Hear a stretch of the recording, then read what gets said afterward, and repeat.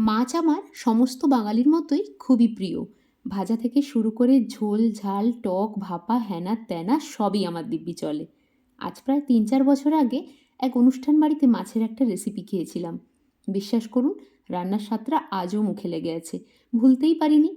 আমাদের বাড়িতে মাছের হয় শুকনো লঙ্কা সর্ষে বাটা দিয়ে ঝাল, কিংবা আলু দিয়ে পোস্ত। এই দুটো রান্নাই শুকনো শুকনো করে বানানো হয়। কিন্তু অনুষ্ঠান বাড়ির ওই রান্নাটা খেয়ে বুঝেছিলাম যে এতে সর্ষে পোস্ত দুটোই আছে। তবে হলুদ বোধহয় নেই, বা থাকলেও খুব কম আছে। আজ এতদিন পরে হঠাৎ এই রান্নাটা করতে ইচ্ছে হতেই নিজের মতো করে বানাচ্ছি। একেবারে নিজের রেসিপি। দেখি একই রকম হয় কিনা খেতে। জানি জানি, হয়তো আপনারা অনেকেই এটা বাড়িতে বানিয়ে থাকেন, কিন্তু আমার কাছে তো একেবারে নতুন, তাই শেয়ার করলাম। যদি না এখনো পর্যন্ত কেউ বাড়িতে বানিয়ে থাকেন, তাহলে অবশ্যই আমার কথা শুনে বানাবেন। আর গরম ভাতে এটাকে একবার মেখে খাবেন। তারপর আমাকে জানাবেন তো আপনাদের কেমন লাগলো।